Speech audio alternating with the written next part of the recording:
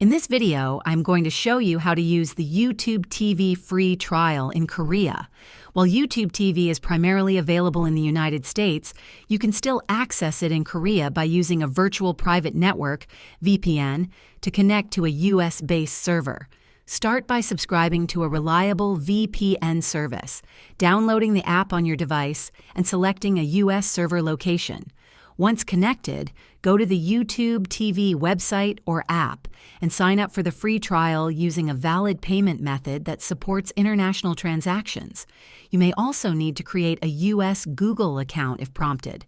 Keep in mind that streaming quality might vary depending on your internet speed and the VPN's performance. Additionally, some features like local channels may not be accessible outside the US. Once set up, you can enjoy live TV and on-demand content during your free trial period. If this video helped you access YouTube TV in Korea, please hit the like button and subscribe to the channel for more tips. Thanks for watching, and I'll see you in the next one.